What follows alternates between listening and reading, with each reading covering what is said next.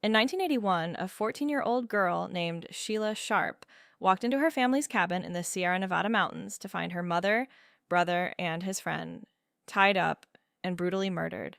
But her two younger brothers were in the next room, completely unharmed and still asleep. That's terrifying.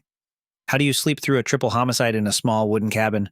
That is the mystery that has haunted Keddie, California for over 40 years, especially because a fourth victim, 12-year-old Tina Sharp, was missing from the scene entirely. So we have a massacre, survivors who heard nothing, and a kidnapping? This sounds like the setup for a horror movie. It happened at the Keddie Resort, a former logging town that had turned into a bit of a rundown vacation spot by the early 80s. So we're talking remote, heavily forested, and probably very quiet at night. Exactly. Sue Sharp had moved her 5 kids there from Connecticut after leaving an abusive marriage, trying to start over in Cabin 28. And she thought a remote resort was the safe haven she needed. On the night of April 11th, Sue was home with her youngest boys and their friend, Justin. Her oldest son, John, and his friend Dana were hitchhiking back from a nearby town. Who else was in the area? Was this a crowded resort? It was tight-knit. Their neighbors included a man named Martin Smart and his friend Bo Bubede, both of whom had criminal records and short fuses. Let me guess. These are our main suspects right out of the gate.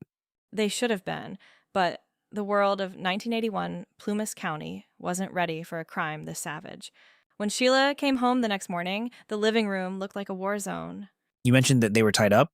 Yes, with like medical tape and electrical wire. The killers used a hammer and a steak knife so violently that the knife actually bent. This feels personal. That's a lot of up-close violence for a random robbery. Investigation-wise, everything that could go wrong did. The police allowed people to walk all over the crime scene, destroying footprints and blood patterns. Did they even interview the kids who were in the house? They did, and one of the boys mentioned seeing men in the house, but the police basically ignored him. What about the neighbor, Martin Smart? You said he had a temper. Martin actually told the police his hammer had gone missing that night, but they didn't even search his house. You're joking. The guy basically hands them the murder weapon on a silver platter and they pass? It gets worse. Martin wrote a letter to his wife saying he'd bought her love with 4 people's lives. She gave that letter to the police, and they just filed it away.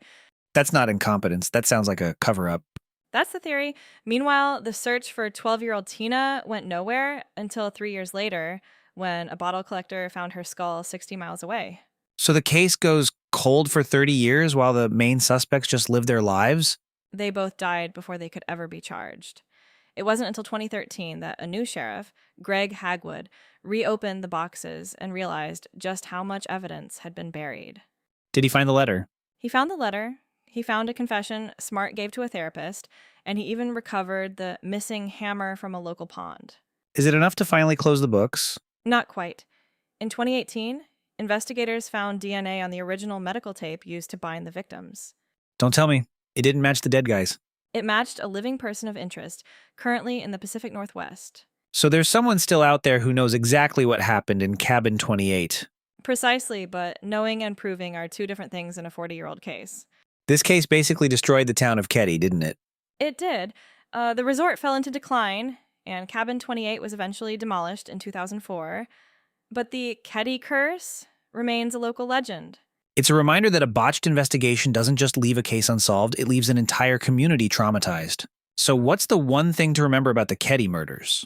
It's a tragic example of how the truth can be sitting in a police file for decades, but without the will to look at it, justice stays buried. That's Wikipedia. Every story on demand. Search your next topic at wikipedia.ai.